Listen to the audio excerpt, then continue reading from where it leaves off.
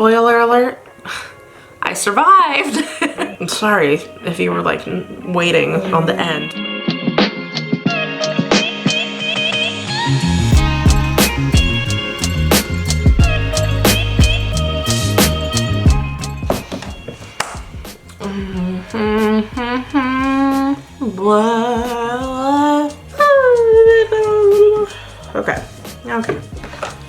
Okay. All right.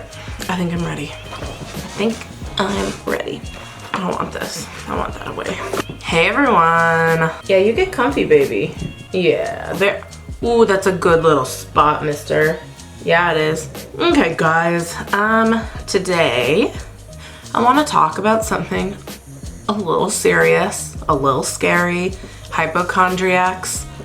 Look away. I used to follow this subreddit called Health Anxiety, and for whatever reason, the type of cancer I had came up all the time. Like, hypochondriacs are terrified of getting this. So if you are one of them, you might not want to watch this video. Maybe you do. I don't know. I'll let you decide. I touched on this a few times in some of my videos, but in 2013, when I was 20 years old, I was diagnosed with Hodgkin's lymphoma. And if you don't know what that is, it is a cancer of the lymph nodes. If you don't know what lymph nodes are, they are part of your immune system. They're those little balls that swell up when you've got a cold or an infection or whatever the hell. So yeah, I had that. Fucking weird. It's still super weird to say it. I feel like I'm lying in a weird way. Every time I've talked about it, I feel that way. Just because it feels so crazy. And at this point, the memories, I feel more like memories of like a movie I watched or something, because it still feels really far-fetched. Like, there are still days where my boyfriend and I will just be like, that's fucking crazy that happened. Like, damn. There's a lot I could talk about regarding all of that. I just wanted to give you guys a little backstory of how I found out that I had cancer, and just a little bit about how the process of like chemo and treatment was. Because even though it's not something that like defines me, it was a defining moment of my life, and it's a pretty important story in regards to who I am. It changed me a lot. It really did. Mostly in ways that are for worse. I firmly believe that the statement, what doesn't kill you makes you stronger, is bullshit. I think what doesn't kill you gives you PTSD and anxiety and depression. But you can make you stronger. Like, that's fine. You can build character and get stronger based from like all the bullshit that happens to you, but that's a whole other thing. I was in art school in 2013, and I'm so sorry if this gets confusing. At the beginning of 2013, I was in art school. I was trying to be a video game artist, which is very misguided of me because I don't play that many video games, and I think looking back, I was just trying to like be cool for my boyfriend. I was like totally trying to be someone that I'm kind of not, but beside the point. So I was in art school, and I got like a sinus infection at one point. And when I had that sinus infection, I got big swollen lymph nodes, I was no stranger to those. I would get them all the time. I was sick a lot when I was younger. I've always had like sinus and throat things. But then the lymph nodes didn't go away. Like, they were still swollen for quite a while. And I didn't really have a general practitioner at the time. I would just kind of go the route of going to urgent care, which is not a great way to go, FYI, but that's what I did. I was like 19 around then. I was 19. So I went to the urgent care, told them I had these swollen lymph nodes. They put me on an antibiotic, and the antibiotic didn't do anything. And because I was 19 and stupid and thought I was invulnerable, I just kind of ignored it. And I had just like, I think it was, God, it's crazy that I don't remember. It was this side of my neck, yeah. I just had like a couple lymph nodes just hanging out over here. And they were just there. And I would like joke about it. I told people I met in art school, just like, yeah, these are my nodes. They're a part of me. They just didn't go away. Nothing changed. They didn't get bigger up until later. I stopped going to art school and I went to culinary school because I was misguided as fuck and didn't know what I wanted. But I attended culinary school with one of my best friends, and we lived together and it was super fun. And I was like fully living my best life. I loved school. I had so much fun. I was like doing a great job. And then one morning I woke up and like my neck felt horrible. It was in so much pain. And I just like lean over and I feel it, and all those little lymph nodes had turned into like this conglomerate boulder of nodes. And I was just like, what the fuck? Still not worried because I was stupid and I was 20 at this time. I was just like, how weird, okay. I called my roommate over to look at them, and he just kind of looked at me like, what the fuck? You gotta see a doctor, dude. And I was just like, maybe, whatever. Just not even entertaining the concept of that. It might not be good to have a giant boulder of lymph nodes on your neck. So to anyone who does have health anxiety and you're watching this, like that's a pretty obvious symptom that I just like fully ignored at the time. I felt invulnerable. I never, you know, it's one of those things you don't entertain the possibility of until it happens to you, unless you just already happen to have anxiety about it. And even after then, I still didn't go get them checked out. I just happened to have a gynecologist appointment, and the gynecologist noticed them. And she's like, yeah, you probably want to go get that checked out. You know, just peace of mind, get it looked at. And I told my mom, and I was living away from my parents at the time, and I'm sure they would have like facilitated more of this if I was living with them, but my mom was just like, okay, yeah, let's get you to see a fucking doctor. I went to the doctor and he was like, yeah, you know, let's take a look at this. That is strange. It could be an infection. It could be, you know, possibly lymphoma, but he wasn't like, yeah, this looks like lymphoma. So first I got this needle aspiration biopsy, which basically they get this huge ass fucking needle and they like suck some of the lymph node shit out, and then they get it tested, and it was inconclusive. So they were like, all right, we're gonna need to actually do a surgical biopsy. And I had never had a surgery before, not even for like wisdom teeth, tonsils, nothing. So I was very nervous, and I went there at the ass crack of dawn with my mom, and she's the best. She was like so clammy, and I knew she was nervous, but she was really pulling it together for me. And I was just like freaking out until they gave me this drug called like Versed, which as I understand it, is like similar to heroin, kind of. So I was just like in this bed as they were wheeling me off. I'm just like, oh my God, wow. Like I didn't give a fuck about anything anymore. Nerves gone. Then I came out of surgery and I was like recovered after 2 days. It was outpatient, not that big of a deal. And I didn't hear from anyone for a few days. And they had said that they would have the results really quickly. So every day that passed, the less and less worried that I got, because I thought if this were something very serious, they would definitely let me know ASAP, right? Right? So I remember this day very clearly. It was September 21st, 2013. It was actually the last day of our term in classes. And not that this is that relevant, but in culinary school we had 6-week terms, and it was the last day. And I had a really good day, and the day before was really good. I had to give a demonstration to the class, and I just like, I rocked it. I killed it. I did such a good job, and I was so proud of myself. And then the 21st rolled around, and it was the last day of class. One of my best friends I had made in school came over to me and my roommate's apartment. We were just hanging, chilling. I don't know what our plans were, but we were just hanging out, enjoying the day. And then I got a call, and I don't remember what the caller ID was. I don't always answer phone calls, but for some reason I was just like, oh, I should probably answer this. I think it might be the doctor's office.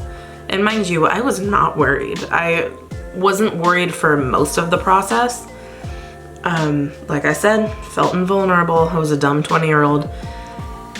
And anyway, all the next stuff that happened, I'll probably remember until the day I die. And I'm trying not to be like super serious because I'm so far removed from it all now because it happened so long ago. It was like, you know, I'm 26 now and I turned 27 in a few months, and I was 20 at the time. So I answered the call, and it was the surgeon who had done the biopsy on me, and I really liked him, and we had like a really good rapport. He was really funny, and So I was like sitting in my bedroom. I'd closed the door because I was like, well, it's a medical call. I don't need my friends listening. And I was staring out the window, and it was like a super bright sunny day, and there were like no clouds in the sky, and there was a power line and some birds were on it. And I just like remember this image in my head very, very clearly. And so he's just like, hi, Elizabeth, how are you? I'm like, good. And to be quite honest, I don't remember like every minute detail about that call, but he did, like, his voice was really strained. You could tell he was trying to be really nice and jovial, but that he had bad news. And he finally said something along the lines of, well, we got your biopsy results and it is Hodgkin's lymphoma. And I was just like, probably really weirdly cheerfully like, oh, okay. Because, you know, you hear those words and they don't register for quite a while. And he's just like, I'm so sorry. I was like, that's okay. I got some calls to make now. And I hung up, and I first called my mom, and my mom didn't answer. Then I called my boyfriend Davis, and he was at work. And I asked him if he could step outside, and I told him, and he processes things in a very like monotonous way. So he was just kind of like receiving the information, just like, okay, I understand, got it. And I was like, yeah, that's, I have cancer, I guess, okay. And I was like, I'm gonna call my dad now, I guess. So then I called my dad, and I remember this one very clearly. And at this point I had been in my room for like 15-20 minutes, and my roommate and my friend were like knocking on the door, and I was just like, oh, it's fine, no guys, it's okay, just I'm still on the phone, thinking like, how the fuck am I gonna tell my friends out there that I have fucking cancer, Jesus Christ. So I called my dad, and yeah, this one I remember clearly. I told him, he's just like, hey, what's up? And I said, I just got the call from the surgeon, and it's the bad thing, is what I said. Something like, it's the bad thing, or it's the bad one. And his immediate reaction was just like, can I come pick you up? And I was just like, yeah, I think. And like, we didn't know how to process it yet. And so he lived about an hour and a half away from me at the time, so he was just like, okay, I'm gonna come get you. I was just like, all right. And I hung up. I tried calling my mom again. My mom still didn't answer, which was weird. And I'll get to that in a bit, because it's kind of a fucked up story why she didn't answer. So I just started like packing up my shit. My friends were still knocking on the door. I'm just like, haven't processed this information yet. I'm just kind of like, okay, well, my dad's coming. I guess I'm going home. I'm gonna pack up all my stuff. And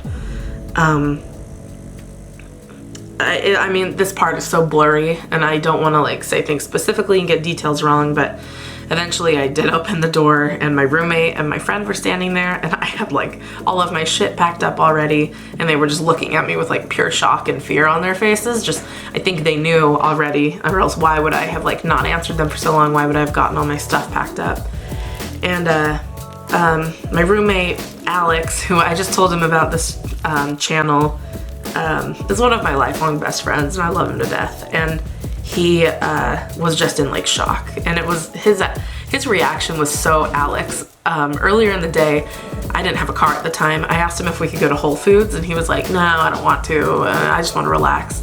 And the first thing he said was, do you want me to take you to Whole Foods? And of course, at the time, I did not think it was funny, but looking back, I'm like, oh my God, that is so Alex. And my other friend was just like in shock and like feeling grief, and she probably started crying. I don't remember, but within what felt like 5 minutes, but couldn't have possibly been, my dad was already there, and I got in the car, and my dad and I communicate. Our like language with each other is generally humor. I get everything that's funny about me, if I'm funny, is from him. And so this was like uncharted territory for us to navigate something so serious. And it's so funny because at the time when I was diagnosed and before, I was really fit and really healthy, and I was trying to lose even more weight. And so I had logged on my Fitness Pal in the morning the stuff I had eaten, and I had like denied a bunch of things that morning. Like a classmate offered me a croissant. I was like, no, I'm trying to watch my weight. But the first thing my dad and I did was we went and got fucking chili burgers, and they were like not very good, but it was just, and it's not something I would ever normally eat. So it was just like this weird thing. We like weren't really talking about what was happening. We just got fucking chili burgers. And I told him, I was like, Dad, I've been trying to contact Mom and tell her, but she needs to know. And my dad was just like, oh, she knows. And I was like, why? Did you tell her? And this is so fucked up. So my mom and I share our general practitioner. We both go to the same doctor. And my mom went in for an appointment to see him that day. And as soon as she went in, I guess he like gave his condolences to her about me. And she was just like, what are you talking about? And he, I guess, looked like a deer in headlights, and he was just like, oh my God, has no one told you? And she was like, basically, what the fuck are you talking about? And he was just like so frazzled. He's like, oh my God, I wasn't there. This isn't verbatim. This is just what I've heard and how I'm assuming it went. But he basically explained that I had cancer, and it had been, I think, over a week since I had that biopsy, and no one told me anything. I think maybe even it had been almost like 2 weeks now that I'm thinking about it. But he was like, oh no, we have to figure this out. And my mom was like, you need to fucking tell her.